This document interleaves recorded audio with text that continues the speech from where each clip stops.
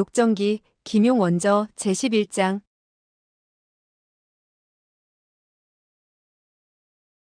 10일 해로공의 죽음. 한 번쯤 시원하게 물어보아 진상을 명백히 가려야 하기 때문입니다. 그래야 죽은 사람이 눈을 편안히 감을 수 있기 때문이지요. 이 몇 해 동안 소신은 열심히 살펴본 결과 이 궁에 잠복하고 있는 무림의 고수가 누구인지 알아내려고 했습니다. 본래는 알아내기 힘들었으나 우연히 황상께서 무공을 지니고 있다는 사실을 알게 되었습니다. 황태우는 냉소했다. 황상께서 무공을 지녔다는 것이 어떻다는 말이냐? 설마 그가 자기의 모친을 해쳐 죽였겠는가? 해로공은 말했다. 죄가 되옵니다. 그와 같은 삼강오륜을 역행하는 일은 말해서는 안 되는 것입니다. 만약에 소신이 그와 같은 말을 했다면 죽어서 혀가 뽑혀 지옥에 떨어질 것입니다. 마음속으로 생각만 했더라도 죽어서 지옥으로 들어가 고통을 당하게 될 것입니다. 그는 몇 번 기침을 하더니 말했다. 소신의 곁에 소태감이 있는데 이름은 소계자라고 하지요. 위소보는 속으로 흠칫했다. 늙은 폐병장이가 드디어 나에 관한 말을 꺼내는군. 해로공은 계속해서 말했다. 그의 나이는 황상보다 2살 아래입니다. 황상께서는 그를 좋아하시어 매일같이 그와 무공을 겨루면서 무예를 익혔습니다. 이 소계자의 재간은 소신이 가르친 것입니다. 물론 재간이 어떻다고 칭찬을 할 수는 없습니다만 그와 같은 나이의 어린애들 가운데서는 누구라도 찾아보기 힘들 정도로 똑똑한 녀석이죠. 위소보는 그가 자기를 칭찬하자 자기도 모르게 의기양양해졌다. 태우는 말했다. 명사에 고제자가 나오는 법이고 강한 장수 아래 약졸이 없다고 하지 않았는가? 해로공은 말했다. 태우께서 그렇게 말씀해 주시니 고맙습니다. 그러나 이 소계자는 황상을 상대로 시합을 가질 때 10번 가운데 9번은 졌습니다.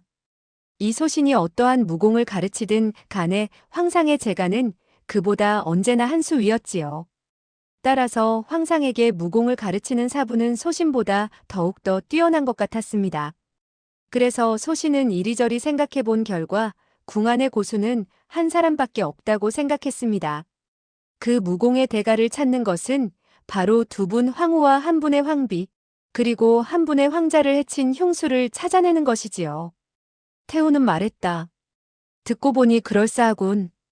그대가 말을 빙빙 돌렸던 것은 바로 나에게 그와 같은 말을 하자는 게 아닌가. 해로공은 말했다. 태우께서는 명사에 반드시 뛰어난 제자가 난다고 했습니다. 즉 뛰어난 제자에게는 반드시 명사가 있을 것입니다. 황상께서 88은 64식의 8개 유룡장을 펼칠 줄 아신다는 것은 황상께 그 무공을 가르친 사람이 화골면장을 펼칠 줄 안다는 증거입니다. 태우는 물었다. 그대는 그 무공의 고수를 찾았는가? 이미 찾았습니다. 태우는 냉소했다. 그대는 심계가 매우 깊군. 반년에 걸쳐 그대가 소계자를 시켜 황상과 무공을 연마하도록 한 것은 바로 그 황상의 사부님을 찾자는 것이었군. 해로공은 한숨을 내쉬었다. 어쩔 수 없는 일이죠. 소계자는 음흉하고 악독한 나쁜 녀석이었습니다. 소신의 한 쌍의 눈동자도 그가 쓴 독약으로 멀게 된 것입니다. 만약 이 커다란 일을 알아내려고 하지 않았다면 결코 그 녀석을 오늘까지 살려두지 않았을 것입니다. 태우는 소리내어 웃었다. 호호호. 소계자 그 애는 정말 착하군. 그대의 눈을 멀게 하다니 잘했어. 정말 잘했어. 내일 나는 그에게 크게 상을 내려야겠군. 해로공은 말했다. 태우께 감사드립니다. 태우께서 만약 그를 훌륭히 장사 지내주라는 명령을 내리신다면 소계자는 저 세상에서도 반드시 태후의 높으신 은덕에 고맙게 생각할 것입니다. 태우는 물었다. 그대는 이미 그 애를 죽였는가? 소신은 이미 오랫동안 참고 참아왔습니다만 이제는 그가 필요 없게 되었습니다. 위소보는 분노와 함께 놀람을 금할 수가 없었다. 저 늙은 폐병장이는 벌써 내가 소계자가 아니라는 것을 알고 있었구나. 한 쌍의 눈동자도 내가 멀게 한 사실도 알고 있었는데 줄곧 나를 이용하기 위해서 오늘까지 시간을 끌며 독수를 쓰지 않았구나. 그리고 그가 나에게 무공을 가르친 것도 황상의 무공을 살펴보기 위한 것이었구나. 빌어먹을 이럴 줄 알았으면 난 황상의 무공을 자세히 그에게 말하지 않는 것이었는데. 하지만 이 늙은 폐병장이야 내가 죽었다고 생각하겠지만 나는 아직 죽지 않았어. 난 나중에 귀신처럼 꾸미고 나타나 내가 오줌을 갈기도록 너를 놀래킬 거다. 해로공은 한숨을 쉬더니 다시 말했다. 주군은 언제나 성질이 급하셨습니다. 어떤 일을 하고자 한다면 반드시 행해야 했지요. 그러나 애석하게도 주군은 천자라는 귀하신 몸이지만 사랑하는 사람이 남에게 죽게 되었는데 그녀를 되살릴 수 없었습니다. 주군께서는 출가를 하셨지만 동학비에 대해서는 잊지 못하고 계셨습니다. 소신이 청량사를 떠나 궁으로 돌아오기 전에 주군께서는 친히 유시를 써서 소신에게 남기셨습니다. 그것은 소신에게 동학비가 아닌 당경황후를 죽인 것이 누구인지 조사한 이후 그 흉수를 당장 법에 의해 처단하라는 유시였습니다. 태우는 코웃음을 쳤다. 그는 이미 화상이 되었는데 무슨 유시를 써? 출가인이 사람을 죽이고 해치는 것을 생각하다니 출가인답지 않군 그래. 해로공은 말했다. 인과응보는 불가에서도 따지는 것입니다. 사람을 해친 사람은 결국 좋은 결과를 볼 수가 없습니다. 하지만 소신은 무공을 연마하다가 공력이 잘못되어 그만 기침과 숨찬 병을 얻게 되었습니다. 그리고 온몸이 병으로 아픈 데다 눈마저 멀어 다시는 희망을 걸 수가 없습니다. 태우는 말했다. 그렇지. 그대는 온몸이 병들고 눈마저 멀었으니 은밀히 그의 유시를 받들었다 하더라도 처리할 수 없게 되었군. 해로공은 한숨을 내쉬며 말했다. 틀렸습니다. 틀렸어요. 소신은 이제 태우께 인사를 드리고 떠나갈까 합니다. 그리고 그는 몸을 돌려 바깥쪽으로 걸어나갔다. 위소보는 커다란 바위를 내려놓은 듯 마음을 놓을 수 있었다. 저 늙은 폐병장이가 나가게 된다면 나는 아무 일도 없게 된다. 그는 내가 이미 죽은 줄 알고서 다시 나를 찾지 않을 것이다.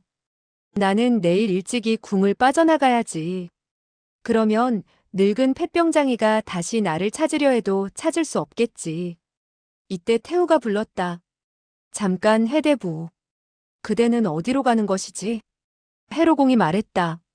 소신은 이제 모든 것을 태우에게 알렸으니 돌아가 죽음을 기다릴 작정입니다.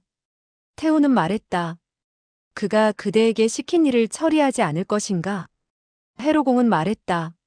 소신은 마음은 있어도 힘이 없습니다. 더군다나 아무리 담이 크다고 한들 위더른을 벌하는 일을 소신이 어찌 행할 수 있겠습니까? 태우는 싸늘한 냉소를 흘렸다. 호호. 그대는 바로 아는군. 역시 이 몇 년 동안 우리들에게 시중든 것이 헛되지는 않았어. 해로공은 말했다. 예. 태후의 은혜에 감사드립니다. 그와 같이 억울하게 파묻힌 일들도 황상께서 나이가 드신 후 해결하도록 할 수밖에 없겠지요. 그리고 기침을 두어 번 하더니 다시 말을 이었다. 황상께서 오배를 잡은 것을 보면 수단이 꽤 야무진 데가 있습니다. 황상의 생모가 남에게 해를 입었다는 사실은 더 오래 기다릴 필요도 없이 황상께서 반드시 아시고 처리할 것입니다. 그러나 애석하게도 소신은 그때까지 살아서 기다릴 수 없게 되었군요. 태우는 몇 걸음 다가서더니 호통을 쳤다. 해대부 돌아오시오. 해로공은 말했다. 예. 태우께선 어떤 분부가 계시온지요? 태우는 나직한 어조로 말했다. 그대는 방금 터무니없는 말을 짓거렸소. 그와 같은 황당무계한 말들을 이미 황상께 말씀을 드렸단 말인가. 그 음성이 떨리고 있는 것으로 보아 그녀가 매우 당황해하는 것 같았다. 해로공은 말했다. 소신은 내일 아침 일찍이 황상에게 알릴 작정입니다. 그러나 오늘 밤 마음이 초조해져서 기다릴 수 없었기 때문에 먼저 태우에게 전하는 것입니다. 태우는 말했다. 매우 잘했군, 잘했어. 벼랑간 땅하며 세찬 바람이 이는 소리가 들렸다. 곧이어 펑하는 음향이 울려 퍼졌다. 위소보는 깜짝 놀라 참지 못하고 고개를 내밀고 살폈다. 태후는 해로공의 주위를 빙글빙글 돌았는데 그 신법이 무척 빨랐다. 그리고 일장을 해로공을 향해 후려치고 있었다. 해로공은 단정히 정신을 가다듬고 서서 역시 손을 휘둘러 방어를 하고 있었다. 위소보는 그 광경에 놀라지 않을 수 없었다. 어찌하여 태후께서는 늙은 폐병장이와 싸움을 벌이는 걸까? 태후도 무공을 알고 있었구나. 태후가 매번 일장을 격출할 때마다 펑펑 하는 소리가 났다. 이로 미루어 장력이 얼마나 무서운지 알 수 있었다. 해로공은 두 발을 움직이지 않았으며 태후의 장세에 따라 반격을 했다. 그런데 후려치는 장력에는 아무런 기척이 없었다. 한동안 태후가 장력을 펼쳤으나 시종 그를 어떻게 할 수 없었다. 벼랑간 태후는 몸을 날렸다. 두 손을 쳐들더니 허공에서 아래로 내려쳐왔다. 해로공은 왼손을 획 뒤집더니 위로 쳐올렸다. 그리고 오른손으로 태후의 배를 후려쳐갔다. 퍽하는 음향이 울려 퍼지면서 장력이 부딪히게 되었다. 태후는 공중 뒤로 날려가게 되었다. 해로공은 몸을 휘청거리더니 끝내 자세를 가다듬었다. 태후는 호통을 내질렀다. 아이고, 이런 종놈 같으니 너는 일부러 가장을 했구나. 소림파의 무공으로 소계자를 가르쳤던 것인데 알고 보니 내 자신은 공동파의 인물이었구나. 해로공은 가쁜 숨을 내쉬며 말했다. 황송하오나 피차일반이 아니겠습니까? 태후께서는 무당파의 무공으로 황상을 가르쳐서 소신으로 하여금 속임수에 넘어가도록 만들려고 했습니다. 하지만 화골면장은 사도의 재간입니다. 소신은 몇 년 전에 이미 알고 있었지요. 위소보는 다시 생각을 해본 후 그 뜻을 알 수 있었다. 제기랄, 늙은 폐병장이는 정말 교활하구나. 그는 나에게 대금나수와 대자대비천 엽수를 모두 다 소림파의 무공이라고 하면서 가르친 이유는 태후가 그를 소림파의 사람으로 오해하게 하는 데 있었군. 알고 보니 사실은 공동파였구나.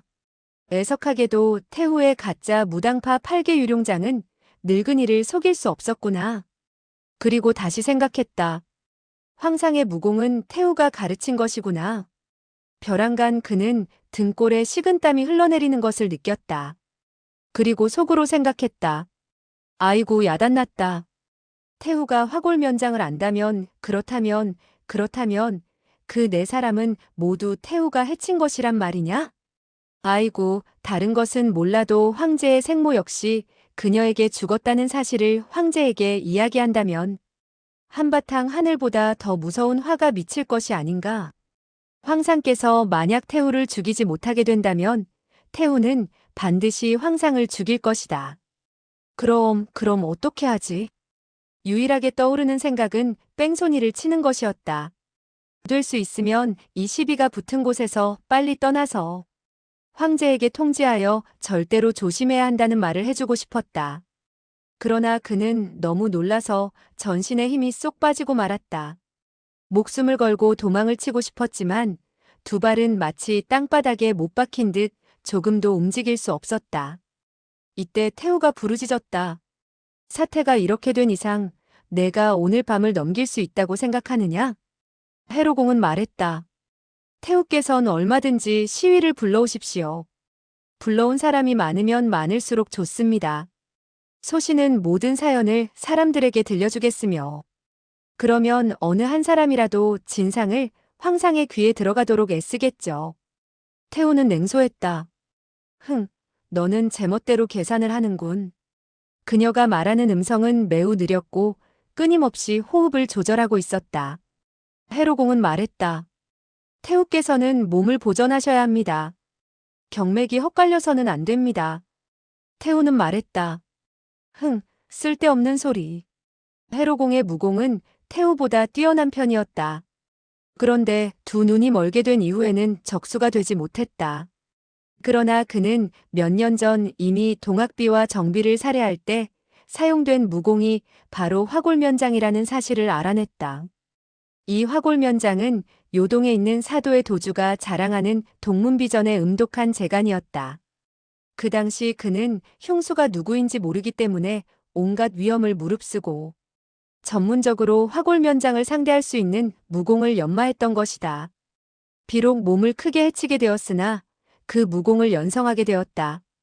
그 후 위소보가 강희 황제와 무공을 연마하게 되자 해로공은 황제에게 무공을 가르치는 사람이 바로 동학비와 효강황후 등을 죽인 흉수일 것이라고 추측을 했으며 이후 반드시 큰 싸움을 벌이게 될 것이라고 미리 추측을 하고 있었다. 그는 위소보가 소계자를 죽이고 자기의 눈까지 멀게 한 이후 소계자로 가장하며 자기를 돌보는 사실도 알았다. 그리고 속으로 이 아이는 나이가 어리고 자기와는 전혀 모르는 사이니 반드시 누구의 지시를 받고 온 것이라고 생각했다. 그래서 그는 말로써 위로하며 교사한 사람이 누구인지 알아내려고 했다. 즉 교사한 사람이 10중 8구 흉수일 것이라고 내다보았던 것이다. 그러나 위소보는 누구의 지시를 받은 것도 아니었다. 해로공은 아무것도 알아낼 수 없게 되자 소계자에게 무공을 가르치게 되었다. 그러나 소계자에게 가르치는 무공은 곳곳에 빈틈이 많았다. 그리고 상대방으로 하여금 자기가 소림파의 사람이며 무공이 평범하다고 느끼게끔 만든 것이다. 그런데 이제 손을 쓰게 되자 황태후는 크게 낭패를 보게 된 것이었다. 태후는 반년 전에 해로공이 소림파의 사람이라고 짐작하게 되었다. 그러나 해로공은 그녀의 무당파 무공이 가장한 것임을 알았던 것이다. 두 사람은 눈으로 말하면 한쪽은 밝고 한쪽은 어두웠지만 상대방의 무학과 파벌에 있어서는 정반대였다. 해로공은 적을 헤아림에 있어서 무척 명쾌했으며 태후는 처음부터 잘못 짐작하고 있었던 것이다. 이것은 태후의 견문이 뒤떨어졌기 때문이 아니었다. 그것은 해로공이 이미 진상을 알아냈으나 태후는 처음부터 끝까지 모든 면에서 아무것도 모르고 있었기 때문이었다. 거기다 해대부는 마음속으로 황제에게 무공을 가르쳐준 사람과 죽음을 걸고 싸워야 할 것이라고 생각하고 있었지만 태후는 이제서야 해대부가 자기의 목숨을 빼앗으려 한다는 사실을 알게 되었던 것이다. 태후가 진작 알았더라면 벌써 명을 내려 시위로 하여금 해대부를 죽이도록 만들었을 것이며 그녀 스스로 손을 쓸 필요도 없었을 것이다. 해로공은 자기의 눈이 멀었기 때문에 반드시 상대방이 먼저 손을 써서 공격해야만 자기가 기다렸다가 반격을 할 수 있으며 수초 만에 상대방을 이길 수 있다고 판단했다. 화골면장은 음흉하고 사악하며 악독하기 이를 데 없는 동문무공이었다. 만약 20년 정도의 고된 공력을 쌓지 않으면 대성할 수 없었다. 태후인 바기제고특은 과이신페르의 딸로서 그녀의 집안은 고귀하기 이를 데 없는 신분이었고 수세대에 걸쳐 황후가 나왔으며 대대로 큰 벼슬을 한 집안이기도 했다. 그녀가 처녀였을 때는 대문 밖을 한 걸음 나가는 것도 어려웠다. 어릴 때부터 나이 많은 유모와 시녀들이 시중을 들었을 터인데 어찌 외지고 위험한 사도로 가서 그런 무공을 배웠겠는가?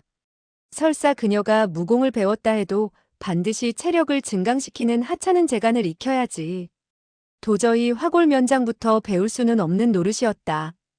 그녀의 곁에 있는 신복이나 궁녀 가운데 그와 같은 뛰어난 고수가 있을 것이라고 생각하게 되었고 태후가 그 사람에게 분부하여 손을 쓰도록 명령하기만을 기다렸던 것이다. 그런데 해로공이 황제에게 알린다는 말을 하자 태후는 마음이 초조해진 나머지 자세히 생각해보지 못하고 대번에 손을 써서 공격을 한 것이었다. 태후는 비단 네 사람을 살해한 사람이 바로 자기임을 인정하게 되었을 뿐만 아니라 삼장을 교환한 끝에 지극히 심한 내상을 입었다. 해로공은 한마음으로 수년간 계획했던 일이 일단 성공을 거두게 되자 마음속으로 흐뭇하게 여기고 있었다. 이때 태후는 호흡을 조절하려고 했으나 소용이 없었다. 해대부 너는 정말 이야기를 함부로 지어내는 것을 좋아하는구나. 얼마든지 터무니없는 말을 해봐라. 황상께선 나이는 어리지만 머리는 똑똑하기 이를 데 없다. 너의 말을 듣는지 나의 말을 듣는지 두고 보자. 해로공은 말했다. 황상께선 처음에는 소신의 말을 믿지 않고 10중 8구명을 내려 즉시 소신을 죽이겠죠. 그러나 몇 년이 지나게 되면 자세히 생각해 볼 것이고 생각할수록 사실을 명백하게 알게 될 것입니다. 태후, 그대의 일족은 대대로 부귀영화를 누렸습니다. 태종과 주군의 황후도 모두 그대 집안의 출신입니다. 그러나 애석하게도 그와 같은 부귀영화는 강희제에 이르러서 끝나게 될 것입니다. 태후는 싸늘하게 코웃음 쳤다. 흥. 해로공은 다시 말했다. 주군께선 소신에게 흉수를 찾아내는 즉시 그가 어떤 사람인지를 막론하고 죽이라고 했습니다. 그러나 애석하게도 소신은 무공이 천박하여 태후의 적수가 되지 못하기 때문에 부득이 하책을 써서 황상에게 모든 사실을 아뢰어야겠습니다. 그리고 그는 천천히 바깥쪽을 향해 걸음을 옮겼다. 태후는 암암리에 운기행공을 하고 있었으며 조용히 몸을 날려 공격을 하려고 했다. 그때 벼랑간 미풍이 살랑거린다고 느끼는 순간 해로공이 갑자기 몸을 엎드려 다가들면서 두 손으로 맹렬히 쳐오는 것이 아닌가. 해로공이 순치 황제의 명을 받고 동학비를 해친 흉수를 죽일 것을 결심한 것은 오래된 일이었다. 따라서 황제에게 알린다고 말한 것은 그저 태후의 정신을 어지럽게 하여 그녀로 하여금 방심하도록 만들어서 숨을 제대로 가다듬지 못할 때 일장을 가하자는 것이었다. 따라서 이 일장은 아무런 기척이 없었으나 필생의 공력을 담은 것이었다. 방금 그는 태후가 말하는 것에 귀를 기울였는데 그녀가 있는 방위를 정확하게 가늠하게 되었고 일장을 후려쳐서 곧장 태후의 가슴 요혈을 취하려고 한 것이다. 황태후는 그가 이토록 빨리 공격을 해오리라고는 생각지 못했다. 그녀는 재빨리 몸을 날려 피하려고 했다. 재빠른 걸음으로 몇 번 움직이고 나면 해로공은 눈이 멀었으니 자기가 처한 위치를 알지 못하리라고 생각했다. 그녀가 몸을 움직이려고 할 때 해로공의 장력은 곧장 정면으로 날아들었으며 그녀가 숨조차 쉬지 못하도록 무서운 위세로 덮쳐들어왔다. 그녀는 왼손에 힘을 주어 내려치는 수밖에 없었다. 그녀는 일장을 후려친 이후 재빨리 걸음을 옮기려고 했으나 해로공의 장력에는 엄청난 흡입력이 있어서 몸을 움직이려야 움직일 수 없었다.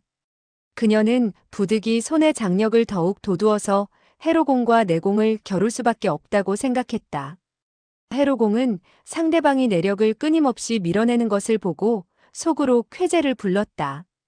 자기의 두 눈이 비록 멀기는 했으나 만약 상대방이 자기와 마주치지 않고 슬슬 돌아가며 싸우게 된다면 자기로서는 매우 불리한 위치에 처하게 되지만 내공으로 겨루게 된다면 눈이 먼 것과는 아무런 상관이 없기 때문이다.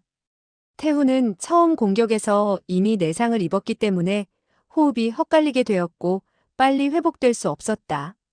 이와 같이 내력으로 겨루는 것은 그녀의 공력을 손상시키고 끝내는 전신이 마비되듯 해서 죽게 만드는 결과를 가져올 것이다. 해로공은 왼손에는 음유한 기운을, 오른손에는 양강한 기운을 내쏟았으나 잠시 후에는 음유하고 양강한 기운을 거꾸로 흘려보내 왼손엔 양강한 기운을, 오른손에는 음유한 기운을 내쏟았다. 위소보가 볼 때는 태후는 한 손으로 해로공의 두 손과 대항하고 있을 뿐 아무런 위험도 없는 것처럼 보였다. 사실은 해로공의 장력은 마치 돌로 만들어진 맷돌처럼 천천히 움직여서 가루를 내듯 태후의 내력을 한 점 한 점 갉아 없애고 있는 형편이었다. 위소보는 몸을 숨기고 누구에게 들킬까봐 간혹 고개를 내밀어 훔쳐보고는 즉시 몸을 움츠리곤 했다. 그때 벼랑간 눈앞에 하얀 빛이 번쩍했다. 그는 재빨리 다시 고개를 내밀었다. 두 사람이 여전히 손을 부딪히면서 겨루고 있었다. 그때 태후의 왼손에는 한 자루의 짧은 무기가 들려 있었고 그 무기를 천천히 해로공의 배 쪽으로 찔러가고 있었다.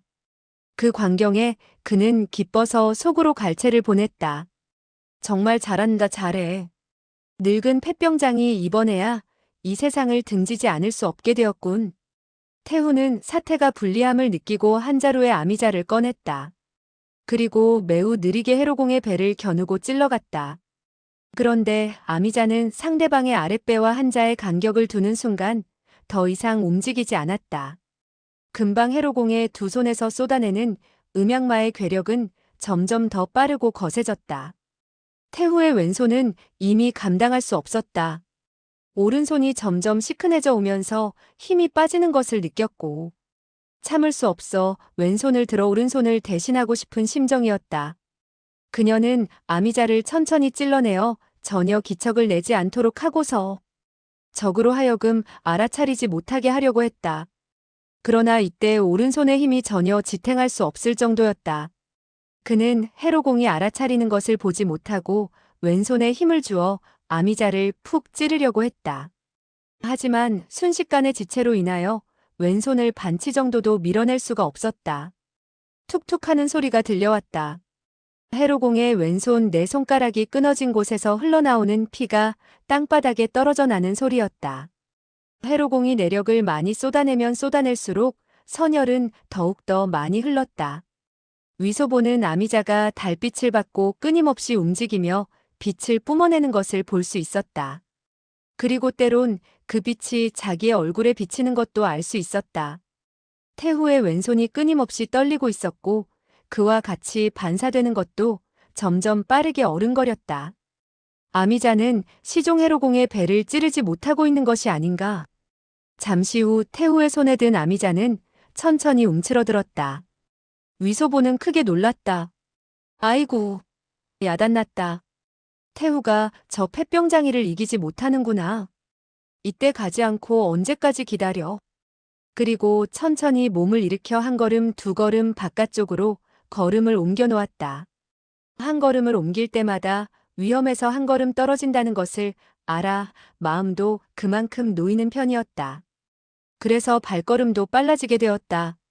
그래서 문가에 이르게 되었고 손을 뻗어 문고리를 잡게 되었다. 위소보는 속으로 생각했다. 야단났다. 태후가 늙은 폐병장이에게 죽임을 당하는구나. 그런데 이때 해로공의 냉랭한 어조가 들렸다. 태후, 이제 점차 등불에 기름이 닿아듯 하여. 한 대의 향을 피울 시간만 지나면 태후께선 정력이 고갈되어 죽게 될 것이요. 이때 갑자기 누가 와서 나의 등을 찌른다면 나는 대항할 수 없어서 그에게 죽음을 당하겠지만 이곳엔 아무도 없구려. 위소보는 나는 듯이 도망을 치려고 했다. 그런데 갑자기 해로공의 말을 듣자 생각했다. 태후는 죽지 않았구나. 늙은이의 말이 옳다. 이거야말로 물에 빠진 개를 쳐서 다시 물에 빠지도록 하는 절호의 기회라고 생각했다. 위소보는 도박을 좋아했다. 이기고 지는 확률이 반반씩일 때도 도박을 하는 편이었다. 거기다가 자기가 몰래 수작을 부리게 된다면 10중 8구는 이길 수 있을 것이기 때문에 그와 같은 도박의 기회가 있다면 절대로 그 기회를 그르치지 않는 성질이었다. 위험을 무릅쓰고 태후를 구하라고 한다면 그는 구하지 않을 사람이었다. 하지만 해로공이 자기의 약점을 스스로 폭로하지 않았는가? 한 조각의 구수한 고기를 입가까지 넣어주는데 어찌 삼키지 않겠는가?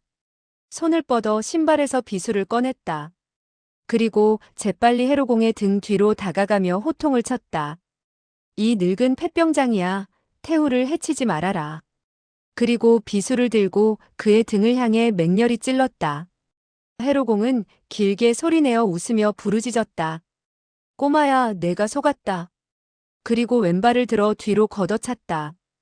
펑 하는 소리와 함께 위소보의 가슴을 차게 되었고 위소보는 수장 밖으로 날아가게 되었다. 해로공은 태후와 내력을 겨루고 있었지만 이미 승세를 취하고 있었다. 그런데 그때 뒤에서 걸어나가는 소리가 들려왔다. 그 발걸음 소리는 바로 평소에 들어 익숙해진 위소보의 것이었다. 꼬마 녀석이 자기의 장력을 맞고도 죽지 않았다는 사실에 대해서 퍽 의아하게 생각했다. 그가 밖으로 나가 시위를 불러 태후를 구하게 된다면 지금까지 이겨놓은 경기를 지게 되는 것이라고 생각했다. 그때 좋은 생각이 떠올라 자기의 약점을 드러내어 위소보로 하여금 자기의 등을 공격하도록 유인했던 것이다. 위소보는 적과 싸워본 경험이 풍부하지 못했기 때문에 그만 속임수에 넘어가고 말았다. 해로공의 발길질은 그의 가슴을 후려치게 되었고 위소보는 구름을 타듯 허공에 붕 떠오르게 되었는데 한 모금 선혈을 울컥 토해내지 않을 수 없었다.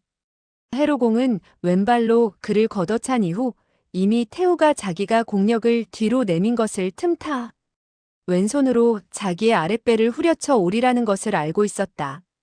그래서 위소보를 걷어찬 이후 손을 앞으로 뻗어내며 아랫배를 보호했다.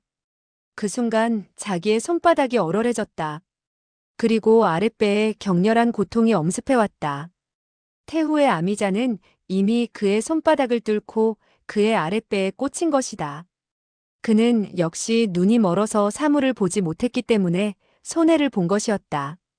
해로공은 공격해오리라고 짐작했지만 공격해오는 것이 장력이 아니라 예리하기 짝이 없는 아미자라는 점은 미처 깨닫지 못했던 것이다.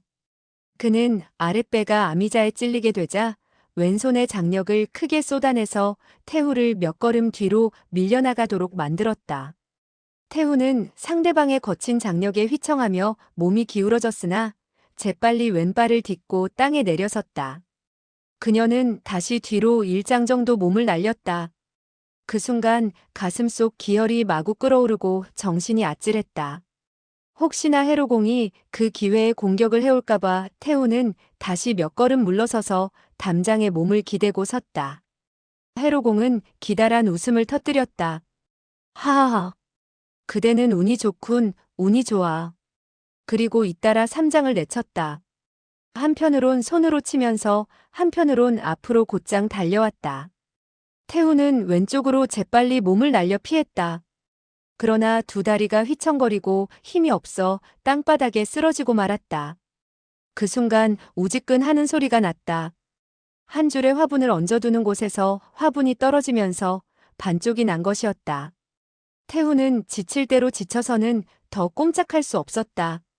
그런데 이때 해로공은 반쯤 쓰러진 화분의 받침대 위에 쓰러진 채 꼼짝도 하지 않는 게 아닌가. 태우는 바둥거리며 몸을 일으키려고 했다. 그러나 꼼짝할 수가 없었다. 그런데 멀리서 사람들의 소리가 들려왔다. 나는 저 고약한 해가와 말을 주고받고 난 이후 싸움을 벌이게 되었으나 결코 큰 소리를 내지 않았다.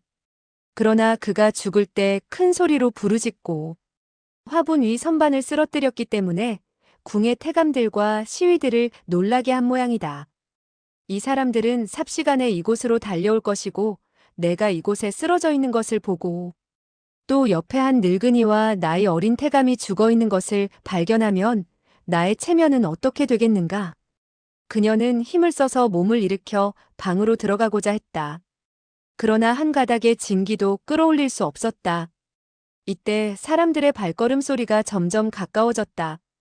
마음이 다급해지게 되었을 때 갑자기 한 사람이 다가오며 입을 열었다. 태호 어르신께서는 무사하시죠? 소신이 부축해드리겠습니다. 그는 바로 소태감 소계자가 아닌가. 태호는 놀람과 기쁨에 얽혀서 말했다. 너는 차여서 죽지 않았느냐? 위소보는 말했다. 그는 나를 차서 죽일 수 없습니다.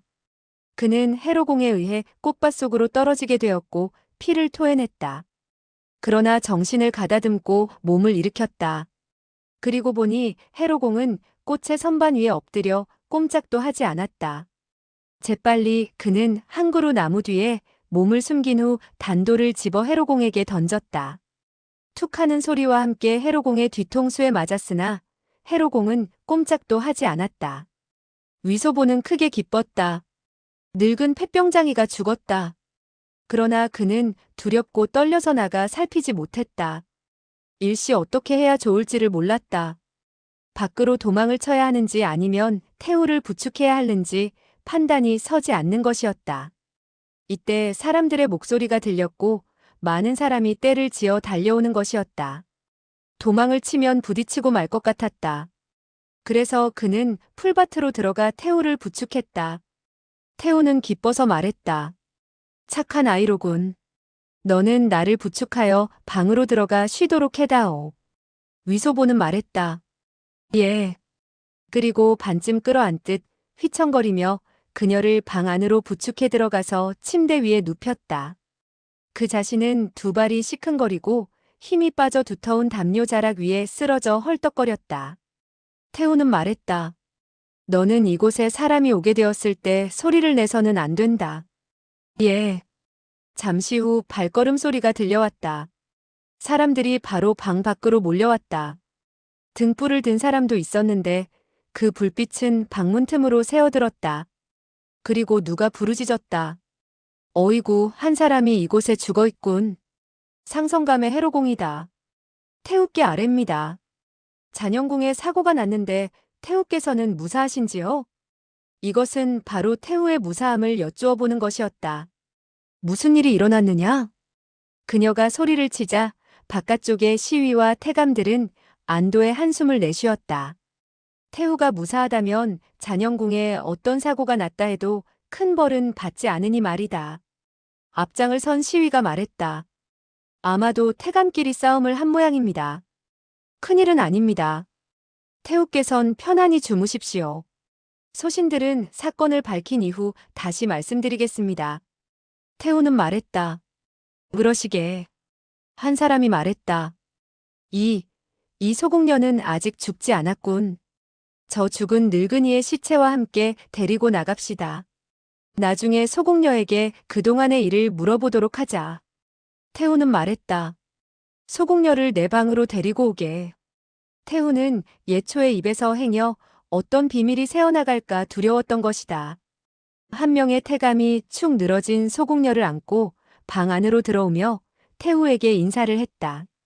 태감은 소공녀를 내려놓고 즉시 물러갔다. 태우는 시위와 태감들이 멀리 사라지자 입을 열었다. 너는 해로공에게 무공을 배운 후 또 누구에게 무공을 전수받았느냐? 그녀는 위소보가 해로공에게 가슴을 차이고도 멀쩡하자 위소보가 또 다른 무공을 익혔나 보다 생각한 것이다. 저는 그 늙은이에게 배운 적은 있었는데 그는 음흉해서 저에게 가짜 무공만 가르쳐 주었죠. 그는 항상 저를 괴롭혔지요. 정말 죽어 마땅해요. 그의 눈은 내가 망가뜨렸다면서. 그 늙은이는 밤낮 태후 마마와 황상을 비난했어요. 저는 그를 꼭 죽여야 되겠다고 생각했지요. 하지만 제가 무슨 능력이 있나요? 그를 죽이지는 못하고 부득이 그의 눈을 멀게 만들었죠. 그가 나와 황상을 뭐라고 욕했지? 모두 다 계속. 그래서 듣는 족족 잊어버리려고 노력을 했어요. 그래서 생각이 나지 않아요. 너는 정말 착한 애로구나. 오늘 밤 너는 어떻게 이곳에 왔지? 저는 침대 위에서 잠을 자고 있었어요. 그런데 그 고약한 늙은이가 살금살금 밖으로 나가지 않겠어요? 혹시 그가 나를 죽이려고 무슨 못된 짓을 할까봐 겁이 나서 뒤를 따라오게 되었던 거예요. 그가 나와 함께 나눈 이야기를 너는 모두 들었겠구나. 그 늙은이는 언제나 거짓말을 하죠. 그래서 나는 항상 그가 말을 할 때는 귀를 막곤 해요. 나는 내가 그와 내가 나눈 이야기를 들었는지 묻고 있는 거야. 솔직히 말해봐. 저는 멀리 문 밖에 숨어서 감히 가까이 다가올 용기가 없었어요. 그 늙은이는 귀가 매우 밝았거든요. 눈이 멀었으니까 대신 귀가 발달했나 봐요. 제가 가까이 다가가면 그는 내 기척을 들을 것이 아니겠어요? 그래서 저는 멀리 떨어져서 두 분께서 이야기를 나누는 모습은 보았지만 무슨 내용인지는 한마디도 알아들을 수가 없었지요. 정말 한마디도 듣지 못했다고요. 저는 그 늙은이처럼 귀가 밝지 못하거든요. 그러다가 그 늙은이가 감히 태우 마마에게 덤벼드는 역적질을 하기에 저는 죽음을 무릅쓰고 태우 마마를 도와 그놈을 처치하려고 했던 거예요. 그는 태우에게 무슨 소리를 했나요? 틀림없이 저를 헐뜯었겠지요? 그 늙은이 말은 들을 필요가 없어요. 너는 정말 약삭빠른 녀석이구나. 어쨌든 좋다. 내가 쓸데없는 소문을 퍼뜨린다면 처참한 죽음을 면치 못한다는 점을 명심하도록 해라. 그건 염려 마세요. 저는 태우 마마와 황상 폐하에 대해 단 한마디도 불경스런 말을 하지 않을 거예요. 저는 나이는 아직 어리지만 생명이 얼마나 소중한지 잘 알고 있답니다. 좋아. 이제부터 내 녀석에게 잘 대해주도록 하지. 예, 감사합니다. 그 늙은이를 태우 마마께서 죽이신 것은 저에게는 크나큰 기쁨입니다. 태우 마마는 저의 생명의 은인이라고도 할 수 있습니다. 이 은혜는 영원히 잊지 않을 것입니다. 내가 은혜를 안다면 좋다. 탁자 위의 초에 불을 켜도록 해라. 예. 위소보는 불을 당겼다. 이리 오너라. 너의 얼굴을 자세히 보아야겠다. 예. 위소보는 천천히 태후의 침대 앞으로 다가갔다. 그녀의 안색은 창백했다. 그러나 눈에서는 번쩍번쩍 날카로운 빛이 흘러나오고 있었다. 위소보는 가슴이 철렁했다. 혹시 나를 죽여 비밀이 새어나가지 못하게 하려는 게 아닐까? 도망치는 게 상수다. 그가 막 도망치려고 하는데 태우가 재빨리 손을 뻗어 위소보의 팔을 잡았다. 위소보는 화들짝 놀라 아하는 비명소리를 내고 말았다. 태우는 말했다. 왜 그리 놀라느냐? 저는 놀라지 않았어요. 다만 어떻다는 게냐? 다만 태우 마마의 은혜에 감격할 따름입니다. 그렇다면 어째서 온몸을 사시나무처럼 부들부들 떨지? 저는 떨지 않고 있습니다. 태후의 눈에 악독한 살기가 떠올랐다. 그녀는 손에 힘을 주어 위소보를 끌어당기려고 했다. 그러나 그녀는 이미 지칠 대로 지쳐 손이 말을 듣지 않았다. 그녀는 속으로 생각했다. 애석하구나. 그녀는 표정을 바꾸고 인자한 음성으로 말했다. 너는 오늘 큰 공을 세웠다. 내가 큰 상을 내리마. 그 늙은이는 저를 죽이려고 했는데 다행히 태후 마마께서 저의 목숨을 구해주신 거예요. 그것만으로도 큰 상을 내리신 거라고 볼 수 있어요. 저야 모공이 있나요? 내가 분수를 안다니 기특하구나. 이제부터 나도 너를 푸대접하지 않으마. 이제 가보아라. 그녀는 그의 팔을 놓아주었다. 위소보는 날아갈 듯 기뻤다. 그는 재빨리 엎드려 몇 번 큰 절을 올리고 문 밖으로 나섰다. 태후는 위소보의 앞가슴에 토해진 핏자국을 보고 크게 의아해했다. 저 녀석은 내상을 입었는데도 절을 하는 동작이 무척 빠르단 말이야. 위소보는 나가기 전에 누워있는 예초를 슬쩍 바라다보며 생각했다. 며칠 내로 맛 좋은 떡을 가져다가 너에게 먹여줄게. 그는 급히 문을 나서서 자기의 방으로 돌아가 문을 걸어 잠그고 길게 숨을 내쉬었다. 휴, 10년은 감수했는걸. 어쨌든 이제부터 나 혼자 이 집을 쓰게 되었고 그 늙은이를 경계하지 않게 되었으니 기분이 좋구나. 그는 다시 생각했다. 그런데 그 태후의 눈초리가 이상했어. 아무래도 나를 죽이고 말 거야. 나는 역시 황궁에서 나가는 것이 좋겠어. 하하하, 45만 양을 얻자마자 양주로 빠져나가 엄마를 만나고 큰 기루를 세우는 게 좋을 것 같군. 그는 침대 위에 벌렁 쓰러지며 한바탕 웃어젖혔다. 한참 동안 혼자 히히덕거리다가 피곤함을 이기지 못하고 자기도 모르게 잠이 들고 말았다. 이튿날 아침 그는 잠에서 깨어났다. 가슴이 아프기 짝이 없었다. 회로공에게 얻어맞았기 때문이었다. 그는 겉옷을 벗어서 핏자국을 지우기 위해 손톱으로 문질렀다. 돌연 옷이 부스러져 나가는데 손과 발이 찍힌 흔적이 가루로 변해 떨어져 내리지 않는가. 그는 크게 의아해했다. 이게 도대체 어떻게 된 일이지? 아, 그렇군. 그 늙은 녀석이 어젯밤 내 가슴을 한 번 손으로 때리고 한 번 발로 차지 않았는가? 그 바람에 옷이 상했구나. 나의 무공도 괜찮은 편이로군. 어느새 피부가 단단하게 되어서 그와 같이 악독한 공격을 받고도 멀쩡했구나. 다만 피를 한 모금 토했을 뿐이었지.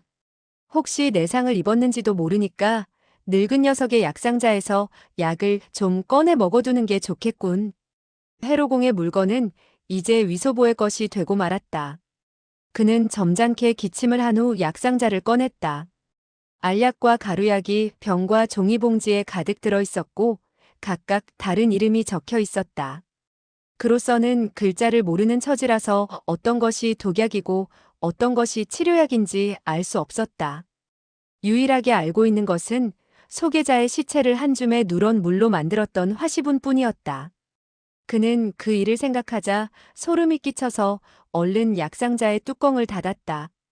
제기랄, 나의 무공이 뛰어나니 약을 먹지 않아도 괜찮을 거야. 그는 가슴을 펴며 중얼거렸다.